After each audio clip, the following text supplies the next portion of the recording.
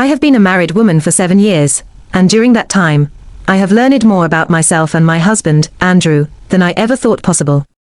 My name is Rachel, I am 35 years old, and Andrew is 39. We share a beautiful 5-year-old daughter named Sarah, and I am currently 7 months pregnant with our second child. The reason I want to voice my story here is because I need a space to express everything that has been weighing on my mind for so long without fearing judgment, and anonymity allows me to do that. Andrew has always been deeply connected with his family, something I initially thought was admirable when we were dating. Back then, his relatives treated me decently on the surface, so I never imagined how things would evolve once we got married. Over time, I discovered that Andrew, his mother, and his sister seemed to form a tight-knit trio, almost like a secret alliance. They share jokes, poke fun at others, and often exclude those who aren't part of their little circle. While this dynamic didn't appear harmful in the early days, I admit it could be unsettling. They didn't target me with their jokes directly, so I tried to dismiss it by rolling my eyes and leaving them to their gossip. At social gatherings, they would huddle together, and sometimes they'd offer me a chance to join in their critiques about other people, but that kind of behavior always made me uncomfortable. I'm not someone who can easily engage in superficial chatter, so I quietly backed away. In return, they never openly harassed me, and I kept my distance. Over time, I came to realize that my mother-in-law and sister-in-law were never genuinely warm toward me. They didn't intrude on my space, and I did the same with them. However, I still felt a guarded atmosphere whenever we interacted. Eventually, I noticed that my mother-in-law and sister-in-law had a habit of mocking people behind their backs, and then acting friendly to their faces, something that profoundly irritated me.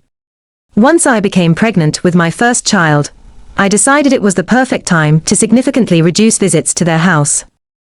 At first, the excuse was my delicate condition. In truth, it was also because I had started feeling the toxicity in their attitude.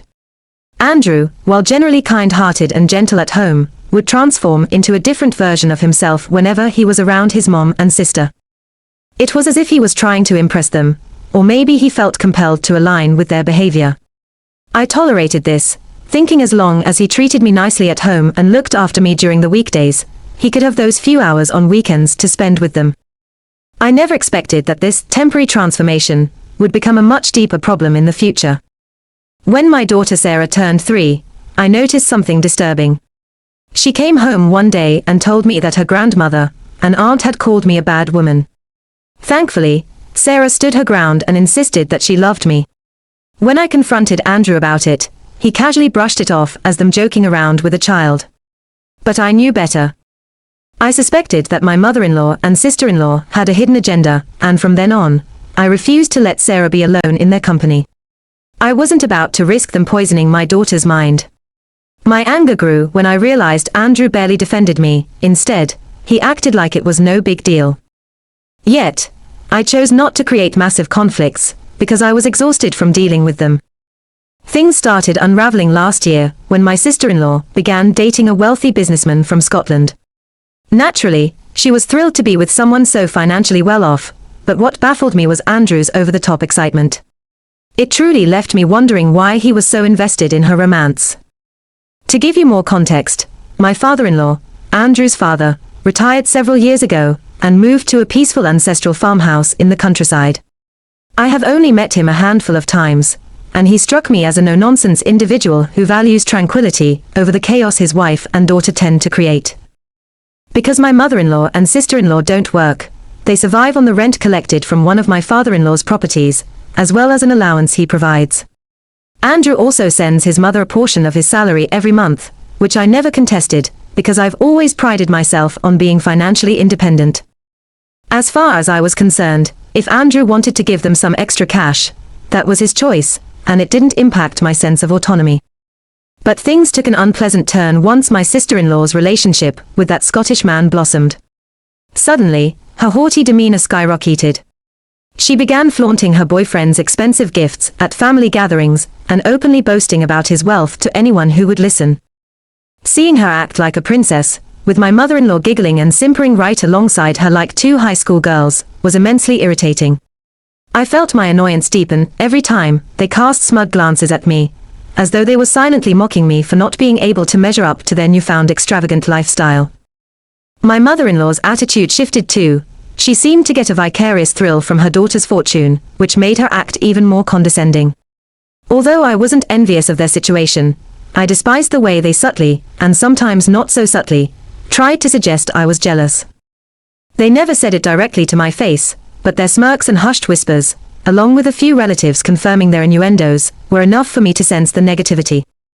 Soon after, I discovered I was pregnant with our second child, and it served as a convenient reason to avoid visiting my in-laws. Andrew continued trying to convince me to let Sarah spend time with them without my supervision, but my daughter staunchly refused. Even at 5 years old, Sarah could sense their disingenuous vibe. Children have a remarkable way of distinguishing genuine affection from fake politeness, and she wanted no part of their games. My first pregnancy had been a difficult one that forced me into bed rest, and my in-laws never showed any real concern.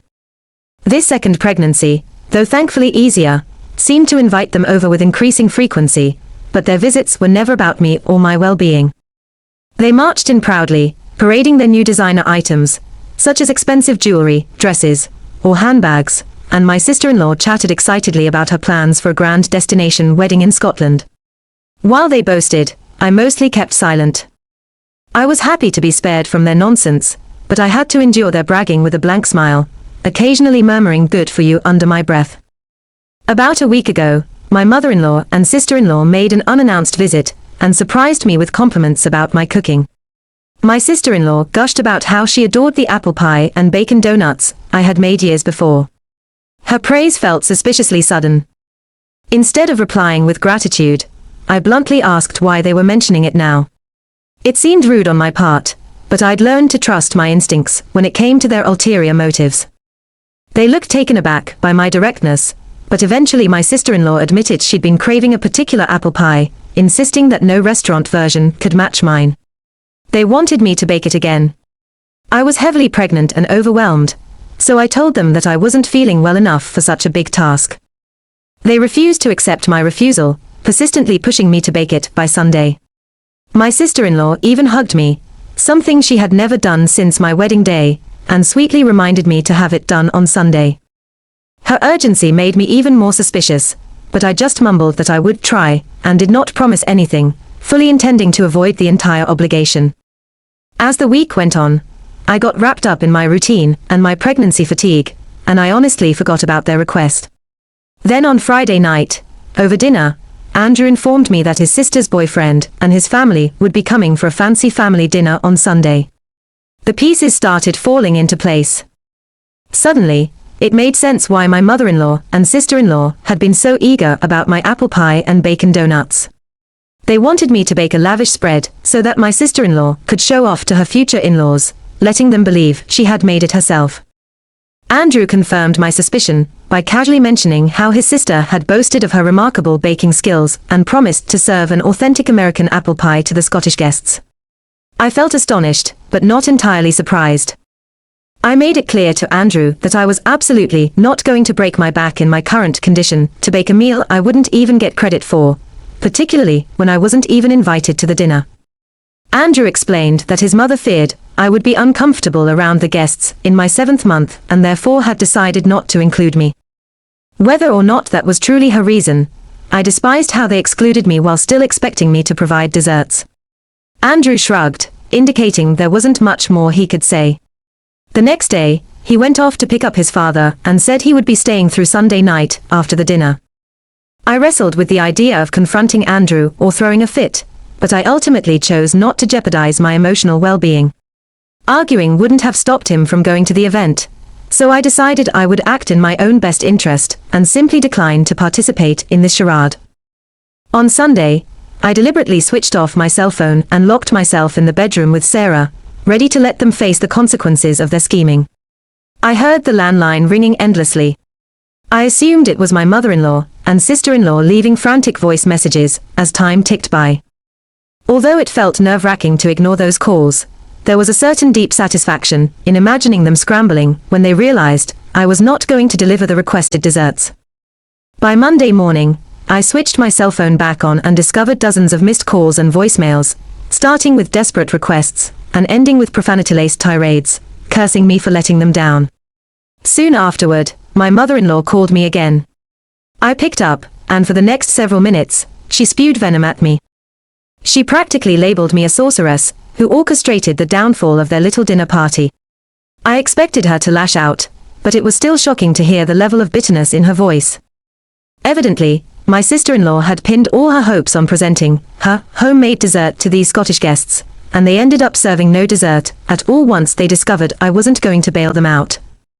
I couldn't help but visualize their awkward faces when the evening came to a close, dessert-free, leaving their guests underwhelmed.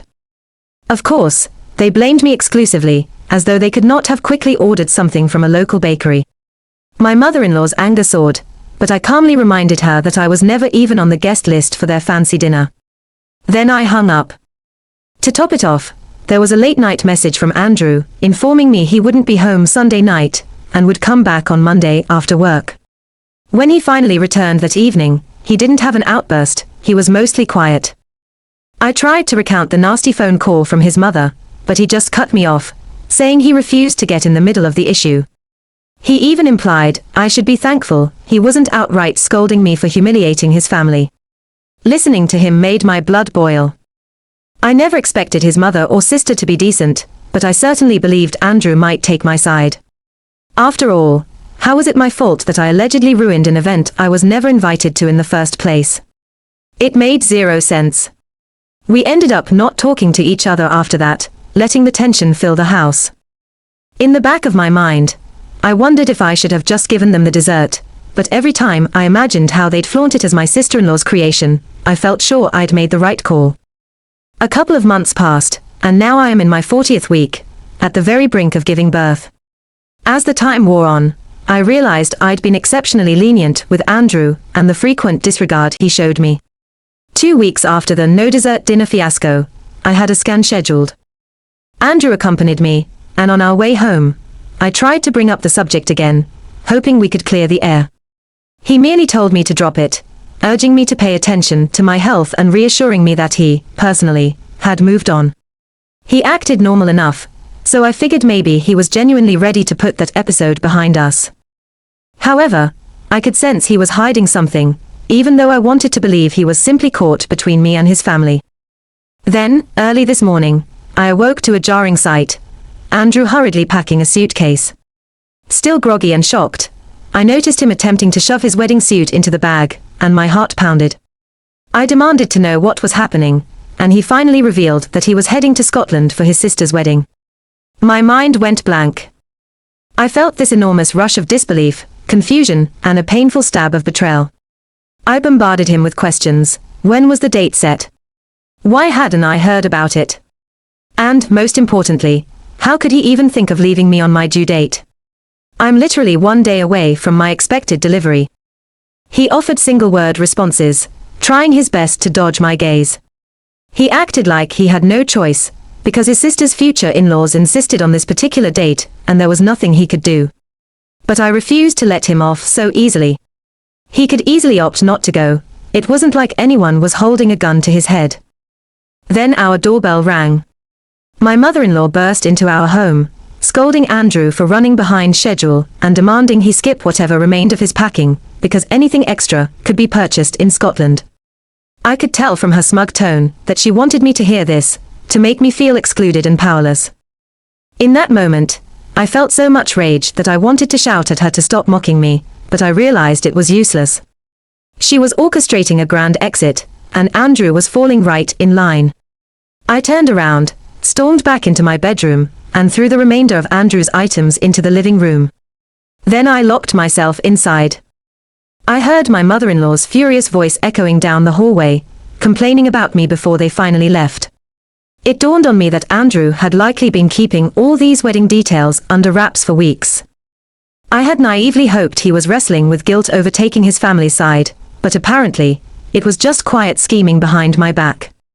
My entire body started trembling with despair and anger.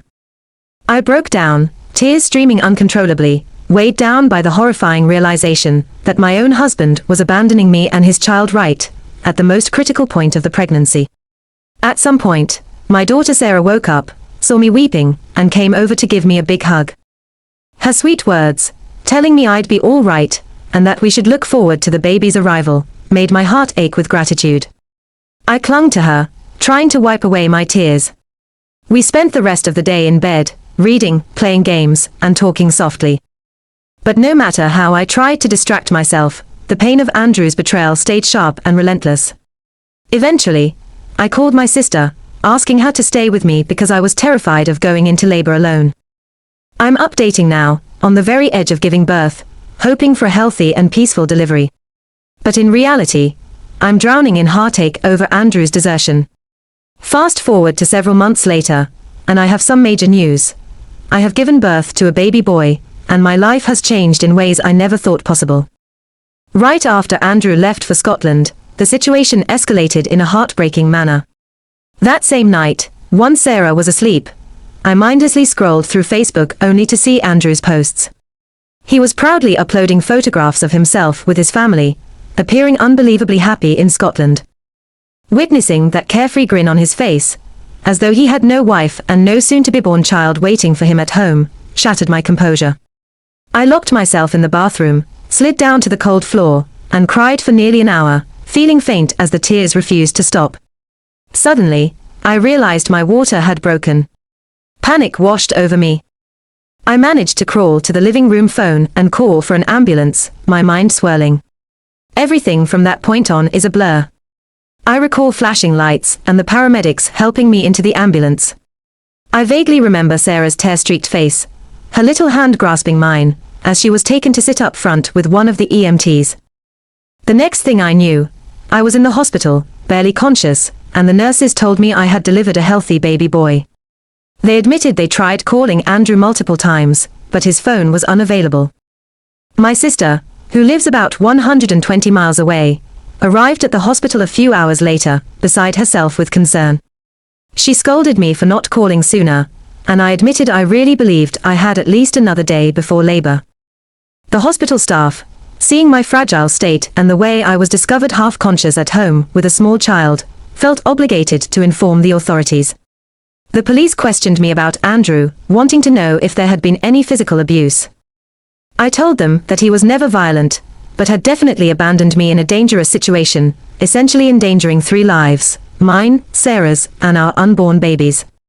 They took it seriously, filing charges of negligence against Andrew. Even thinking about what could have happened if I hadn't managed to phone the ambulance sends shivers down my spine. I was discharged after 2 days, and my parents came to stand by me as well, traveling over 2,500 miles to be by my side. They were livid at Andrew and his family. In their eyes, we had enough grounds to sue for the emotional and mental torment inflicted upon me while I was heavily pregnant. They packed my belongings from the home I'd once shared with Andrew, making it clear they would never allow me to go back to such a callous environment. I was too broken to argue. About a week later, Andrew finally came home to an empty house. He found a legal notice for divorce, as well as the police charges awaiting him. Realizing the seriousness of the situation, he bombarded me with calls, leaving frantic voicemails apologizing and pleading for a second chance. Oddly, I felt a grim satisfaction listening to his desperation. Soon, my mother-in-law started calling as well, begging me to reason with them so that we could settle things quietly. My parents were so infuriated that they demanded Andrew meet us in person. He showed up with his mother in tow, both looking terrified. My parents berated them, threatening to destroy both their reputations and finances if they dared harass me further. When Andrew asked to see me alone, I agreed but kept my guard up. He sank to his knees, sobbing and begging for reconciliation. He claimed our children needed their father, and that I would be depriving them of a traditional family structure if I refused. Calmly, I questioned him about the baby's gender. He had no idea I'd given birth to a boy. He hadn't even known his own son had arrived in the world. That revelation made it crystal clear, my newborn deserved better. My mother-in-law also pleaded, fretting about how the court case could ruin their good standing with my sister-in-law's in-laws. She whined that the scandal might jeopardize any social connections they hoped to preserve. I nearly laughed at her audacity. At the end, they insisted on seeing the newborn, but I refused and so did my father. We wanted no malevolent influence near either of my children. Behind the scenes, I decided to reach out to my sister-in-law's new husband on social media, introducing myself, because I had never actually met him. I hesitated for a moment, but my curiosity won. Much to my surprise, he admitted he was suspicious about Andrew and the rest of his wife's family, given how they had excluded me from the dinner and the wedding celebration under the false pretense that my pregnancy made me unable to participate. He also found it deeply odd that Andrew seemed so carefree, staying for an extended vacation while I was near my due date. We talked in depth, and I let him know everything, the manipulations, the lies, and even the apple pie stunt. He confessed that he had become uncomfortable with my sister-in-law's behavior, as she had boasted about a chain of restaurants she supposedly owned and bragged about her own culinary prowess. My mother-in-law supported this charade by backing her lies to impress his family. Little did they realize that a few simple queries could have debunked her made-up stories. Hearing the raw truth from me, he called her a gold digger. He said she had already siphoned off huge sums of money from him during their courtship, claiming it was to help her mother. Our conversation validated some of his concerns, and he assured me he would keep it confidential if I preferred. But I made it clear he could reveal my name if he wished. I genuinely hoped they would know I was the one who exposed them. It has now been 10 months since that disastrous day. My divorce from Andrew was finalized just last week. I received a fair amount of alimony, citing emotional and psychological abuse, negligence of me and our child, as well as the potentially life-threatening situation I was placed in during my final pregnancy phase. I also earned a share of the house, which I am entitled to since I contributed financially when we bought it. Andrew has 3 months to pay me the value of my portion, or the property will be put up for auction. On top of that, I secured child support for both Sarah and my baby boy. As for my sister-in-law, her Scottish husband apparently investigated every detail about my in-laws once he started piecing things together. He uncovered all their deceptions, that they weren't wealthy at all and that my sister-in-law had been lying non-stop, including fabricating a job she never had.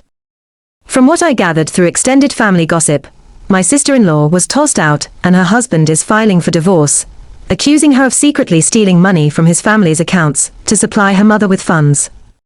He's branding her a gold digger, outraged at how she swindled him out of thousands of dollars even before the wedding.